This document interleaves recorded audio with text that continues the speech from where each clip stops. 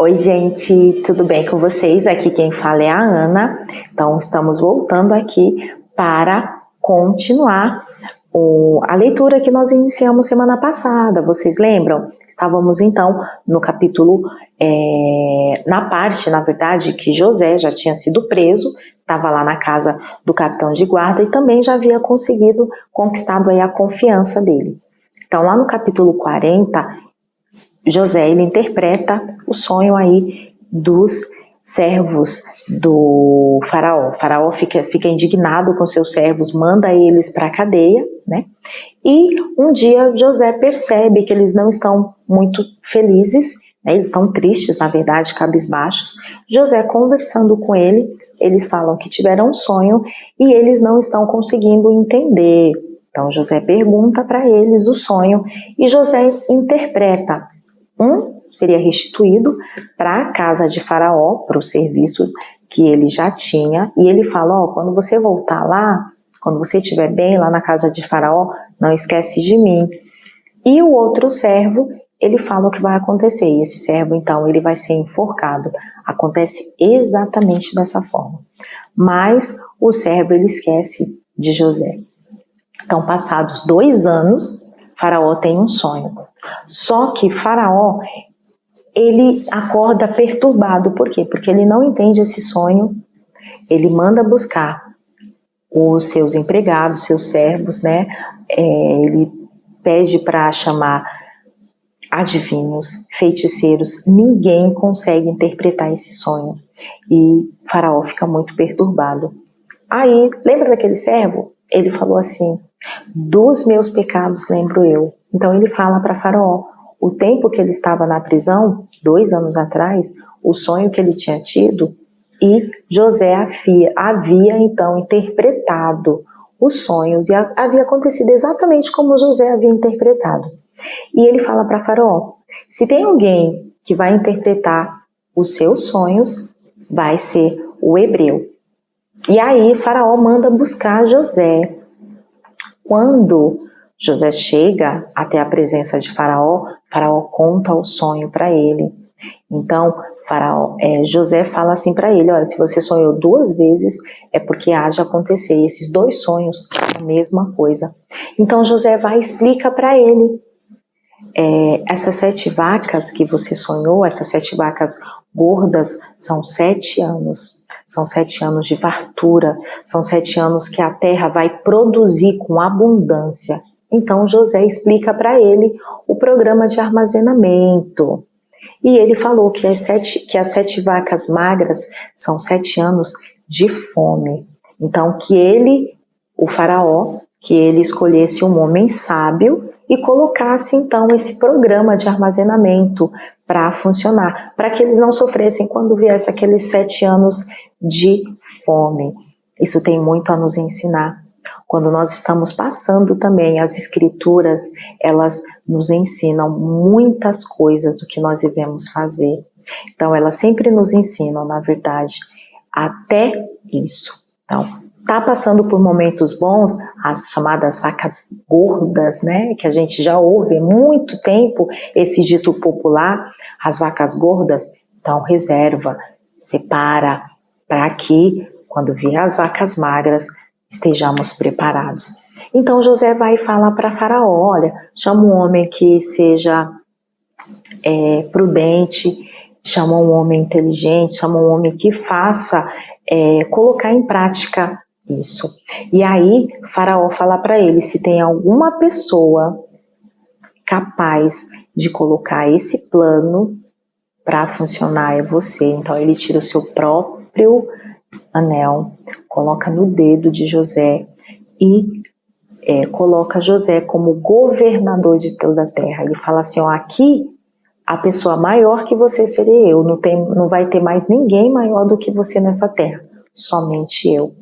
E ele coloca José então num carro e anda ali pela cidade mostrando José e chama então os seus funcionários, os seus servos e fala que eles devem fazer tudo que José determinar. E aí, sabe quantos anos José tinha nessa época, gente? 30 anos. Sabe quantos anos José tinha quando os irmãos dele venderam eles? Tinha 17 anos. Já fizeram as contas? Quantos anos passaram? Alguma vez fala que José murmurou? Nenhuma. Nenhuma vez fala que José murmurou. Isso tem muito também a nos ensinar, né? As escrituras realmente elas são fonte de ensino para a gente. Porque todos nós passamos sim, né? Por provações. Quantas vezes a gente murmura, né? Quantas coisas José passou. Ele foi injustiçado, em nenhum momento ele deixou de confiar no Senhor. Ele continuou confiando no Senhor. E agora chegou o momento, ele não sabia, mas era o momento que ele poderia ajudar a sua própria família. Então, quando chegou os 7 anos de fome, a sua família começou a perecer. E eles pediram, eles sabiam que lá no Egito tinha comida. Pediram para o pai para que fosse lá no Egito para pedir comida. Quando eles chegaram lá, José reconheceu eles e ele falou asperamente com eles, né? E José falou para eles que eles eram espias e eles estavam lá para ver a nudez da terra. Eles falaram, não, Senhor, nós somos homens honestos. José sai para chorar. E aí, então, passado o tempo, né? Então José conversa com eles. Vocês têm mais irmãos? Você tem um pai ainda vivo? E eles falaram sim, porque eles não reconheceram José. Eles falaram sim, nós somos 12 irmãos. Um já não existe mais. E temos um pai que está com o nosso irmão mais novo lá na terra. E aí José fala assim, vocês têm outro irmão? Então, para provar para mim que vocês estão falando a verdade, então vai lá, busca o irmão de vocês e vai ficar um aqui preso. E aí, neste momento, Rúben, ele fala o seguinte, lá no capítulo 42, no versículo 21, ele fala assim, então disseram uns aos outros, na verdade somos culpados acerca de nosso irmão, pois vimos a angústia de sua alma, quando nos rogava, nós, porém, não ouvimos, por isso veio sobre vós essa angústia. E o 22. E Rúben respondeu-lhes, dizendo, não vô-lo disse eu, não pequeis contra o menino, mas não ouvistes, e vedes aqui, o seu sangue também é requerido. Então eles sabiam que eles estavam passando também por aquele momento, porque eles sabiam que eles haviam feito com José. Aí, então, eles voltam, Simeão fica lá, e eles vão lá para a terra do pai, para trazer então Benjamim, porque José falou que só acreditaria se eles voltassem então com esse irmão deles, né? Quando eles chegam lá, Jacó fala assim, eu já quase morri, quase desci a sepultura com um filho meu que morreu, eu não vou perder outro filho. Sabe o que Rúben fala neste momento? Rúben fala, mata os meus 2 filhos, se eu não trouxer teu filho de volta. Mas Judá, no capítulo 43, no versículo 8, Judá fala o seguinte, olha se eles não mudaram, gente. Então disse Judá a Israel, seu pai, envia o jovem comigo, e levantar-nos-emos e iremos para que vivamos e não morramos. Nem nós, nem tu, nem os nossos filhos. Eu serei fiador por ele, da minha mão, e requererás se eu não o trouxer, e não o puser perante a tua face, serei réu de crime para contigo para sempre. Então, os 2 irmãos, tanto Rúben como Judá, eles se colocaram para proteger o filho mais novo, para proteger Benjamim. Então, o pai deles concede que Benjamim vá. Então, quando Benjamim chega lá, que José vê o irmão dele, filho da mãe do seu pai, nossa, ele fica tão emocionado que ele sai, que ele percebe que ele vai chorar, então ele vai chorar em um outro cômodo.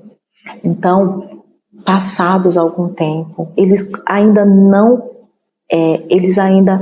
não reconhecem José. José se mostra para eles e ele fala quem ele é. E eles, nossa, eles não acreditam que tudo aquilo está acontecendo com eles.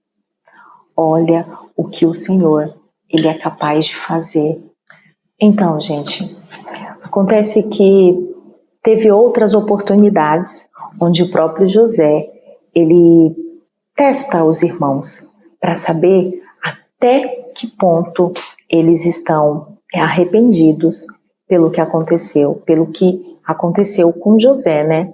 E realmente todas essas vezes eles percebem que os irmãos dele se arrependeram e o reencontro deles é prazeroso. Quando ele percebe que os irmãos dele mudaram.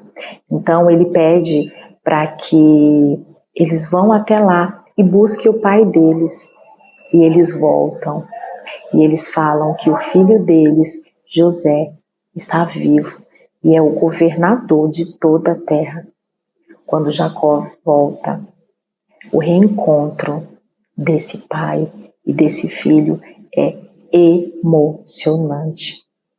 E me faz pensar o nosso encontro quando nós voltarmos à presença de nosso Pai que está no céu, de nosso Pai celestial e nosso irmão mais velho, Jesus Cristo.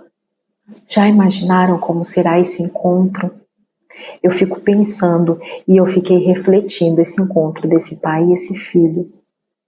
Mas quantas coisas puderam acontecer e quantas coisas passaram para que chegasse até esse encontro. E os irmãos dele? O que precisou acontecer com esses irmãos? Como eu havia falado para vocês lá no início do primeiro vídeo. O ciúme deles, eles mudaram. Como eles conseguiram? Através de arrependimento. Então nós também, quando nós estivermos passando por esses desafios, primeira coisa, nós reconhecermos. E se nós reconhecermos, então nós vamos nos arrepender, pedir ajuda do Senhor. Existem outras partes nas Escrituras onde várias outras pessoas também passam por esses momentos. Então aqui foi muito, ainda bem, né? Foi resolvido. Mas vocês conhecem alguma parte das Escrituras que fala que alguém teve ciúme? Foi resolvido? Não foi resolvido? Deixa aqui. Espero que vocês tenham aprendido, gente, porque eu aprendi muito. Eu tenho refletido muito sobre esse sentimento. E eu sei que todos nós podemos vencê-lo